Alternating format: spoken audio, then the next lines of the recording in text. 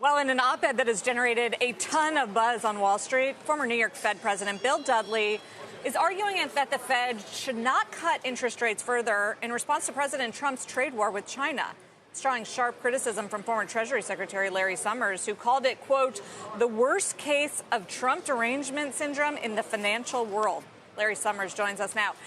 I was shocked, actually, to hear your reaction to this, Secretary Summers, because you've been such a consistent Trump critic. So I would actually think that you would have applauded Mr. Dudley as in him calling on the Fed not to enable Trump and his trade war. Look, the Fed's job is to stay out of politics. The Fed's job is to respond to the best assessment they can make of economic conditions and to adjust the economy appropriately, adjust interest rates appropriately. You can argue about what the right response is, that maybe more tariffs mean more economic weakness, and that causes the Fed to ease. Maybe it means more inflationary pressure, which would point the other way. Those are all rational arguments. But for a trusted former official of the Fed, whose thinking is inevitably going to be tied to the Fed, to recommend that they raise interest rates so as to subvert the economy and influence a presidential election is grossly irresponsible, is an abuse of the privilege of being a former Fed official. So it was the taking of the economic dialogue out of the realm of economics and the putting it in a realm of politics and suggesting that the Fed was there and was acting politically or might act politically that was empowering the Fed's critics, and I thought was profoundly disloyal to the Fed and profoundly inappropriate given his former roles.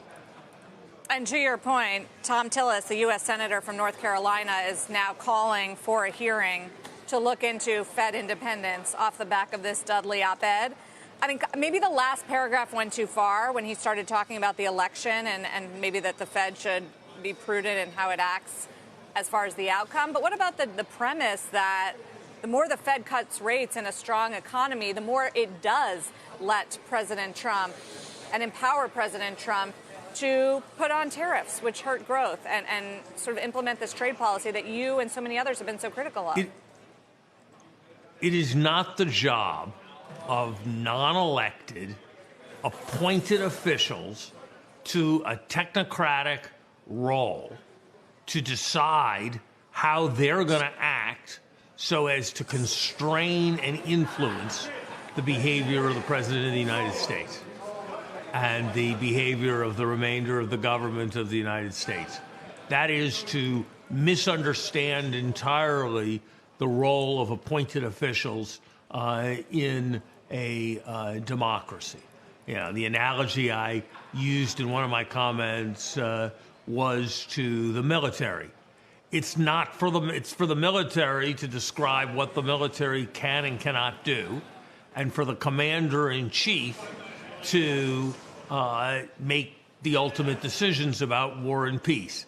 It's not for the military to lie to the commander-in-chief or mislead the commander-in-chief or refuse to take the commander-in-chief's orders in order to pursue what they think is the best political policy for the country. That's why I referenced in one of my tweets the novel 7 Days in May. And I think the point is a very, very important one. And Bill Dudley is a friend, and I've admired many things he's done over time. But here, I think he was way off base, and I think the least he owes is to make clear that this was entirely his own thinking and that it bears no resemblance to his knowledge, or he has no basis for believing that any of the kinds of things he's thinking about are being considered or debated or are anywhere in the Fed's reflection process. Mr. Summers, as for the Fed itself, by the way, worth pointing out, a body that you were close to potentially running. People may forget that you were almost Fed chairman. What do you think the response should be from Chairman Powell right now? A, to the trade war in terms of how he thinks about data dependency, and B, to the constant attacks that he's receiving via Twitter from the president on an almost daily basis?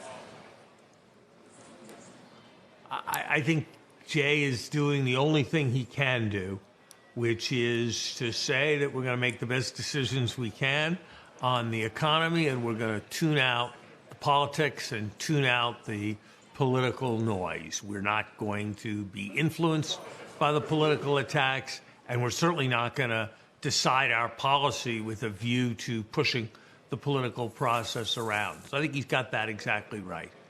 I think in general, data dependence is the right framework for the Fed. I think in some ways we've gone a little wrong in recent years with our emphasis on forward guidance and pre-commitment of policy and the like. It's an idea that comes out of some academic models, but in a world that's extremely uncertain, I think the Fed puts itself at risk when it tries to claim the ability to predict its own behavior down the road, when there always are shocks and surprises, often of a kind that one couldn't have anticipated even as possibilities, that need to influence the path of policy. But I think in general, we're going to look at what's happening to real activity. We're going to look at what's happening to the forecast and the recession risk.